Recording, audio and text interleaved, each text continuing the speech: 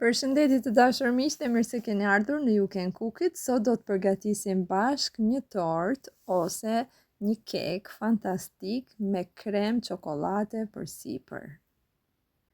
Këtë lloj ëmbëlsire të dashur miq, ju sugjeroj shumë që ta provoni sepse del fantastike. Jam e sigurt 100% që do mbeteni shumë të kënaqur. Ka shumë pak produkte, përgatitet shumë shpejt dhe del fantastik. Poshtë është një kek që përgatitet shumë thjesht, sipër pjesa kremoze e kthen këtë kek sikur të jetë tortë. Shpresoj shumë ta provoni dhe të më shkruani në komentet më poshtë se si ju doli. Le të fillojmë nga puna.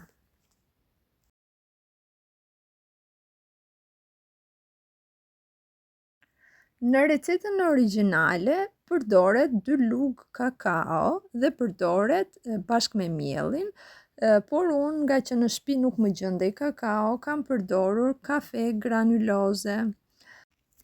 Do të na duhen gjithashtu 3 kokra vezë të verdhën e njërës nga këto 3 kokra vezë do ta përdorim për muallebin, vezët e tjera do t'i rrahim për kekun.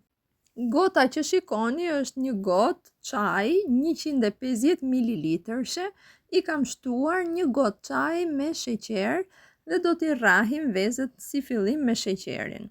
Me të njëjtën gotë, unë kam përdorur një gotë vaj, një gotë qumësht dhe kam shtuar pak ujë të nxehtë ke filxhani ku kam vënë kafen që të shkri kafeja.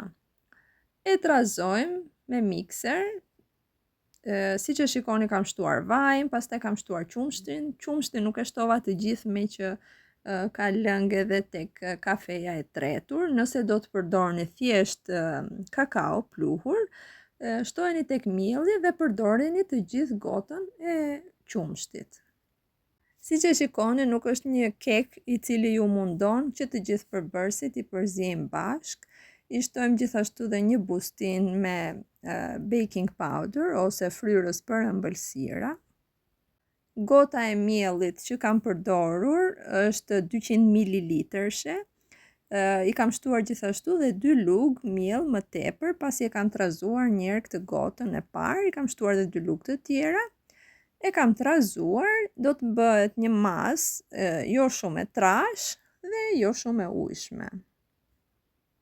Këto 2 lugët më tepër janë ato 2 lugë që ju mund t'i zëvendësoni me kakao dhe mund të mos përdorni kafe siç kam përdorur unë. Tepsia që shikoni është një tepsi e mesme furre, nuk është tepsia e madhe fare e furrës. Si që shikoni, masa e kekut është goxha e rrjedhshme. E fusim në furrë me 180 gradë për 20-25 minuta, sepse nuk është një kek që t'jetë shumë i trash, derisa të marrë pak ngjyrë përsipër, mund ta kontrolloni edhe me një kunj dhëmbësh. Nëse është gati, nxirreni. Tashmë në një enë do të përgatisim muhallebin për sipër. Në këtë enë kam shtuar 2 lugë miell të verdhën e vezës dhe një gotë çaj, po me atë gotën 150 ml sheqer. Këto produkte i kam trazuar mirë me tel, si fillim me pak qumësht dhe në total kam përdorur 500 ml qumësht, pra 2 gota 250 ml me qumësht. I vëmë në zjarr dhe i trazojmë her pas here derisa kjo masë të trashet.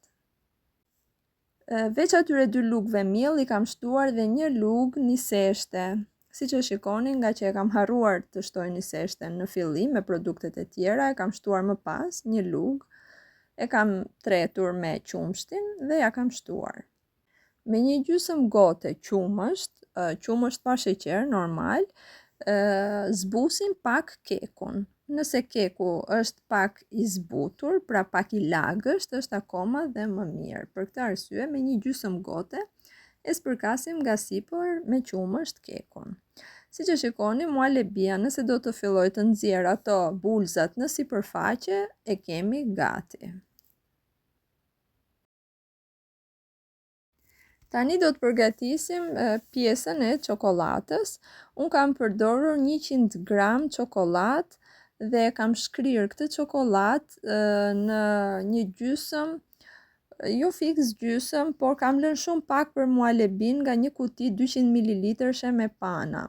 Pra nga ato kutit 200 ml të panës, masën më të tepërt e kam shtuar tek çokolata, një pjesë shumë pak, pothuajse 2 apo 3 lugë e kam lënë nga kjo pana për t'ia shtuar muhalebis.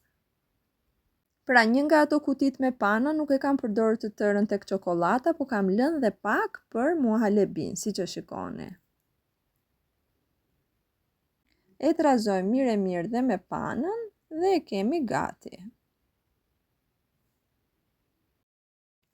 Mos ja shtoni të nxehtë fare, lëreni të vaket pak, pastaj shtoheni. Ja hedhim kekut përsipër si tregohet në video, siç e shikoni, masa e kësaj muhalebie është goxha e rrjedhshme. E shpërndajmë mbi kek një trajtësisht dhe pastaj e rregullojmë me një lugë apo me një spatull. E lëm pak që të mpikset ose sa të zër pak fare cip përsipër, ose mund ta vendosni në frigorifer për një 10 minutësh. Pas 10 minutash i shtojmë çokolatën që kemi shkrirë. Pra mos ja shtoni direkt, të zër pak cip sipërfaqe, pastaj shtojani çokolatën. Edhe çokolatën e shtojmë siç tregohet në video dhe pastaj e rregullojmë vendet bosh me anën e një luge.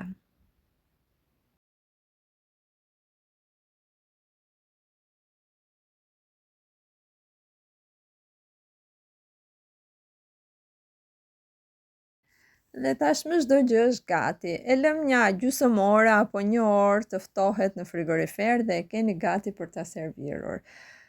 Shpresoj shumë ta provoni të dashur miq, unë e përgatita një darkë më përpara dhe siç e shikoni me dritë, vetëm kaq feta munda të ruaj për t'ua treguar fetën. Nuk ua tregova që në darkë sepse në darkë me errësirë nuk dukej gjë. Për këtë arsye lash xhirimin e fetës për një ditë më pas dhe siç e shikoni, ky është dhe rezultati. Është fantastike. Jam e sigurt që do e pëlqeni të dashur miq, ju sugjeroj shumë që ta provoni. Kjo ishte edhe receta për sot. Era e mirë e kuzhinës dhe harmonia me njëri tjetrin mos qoftë kurrë mangët në shtëpitë tuaja. Gjithë të mirat dhe mirë dëgjofshim.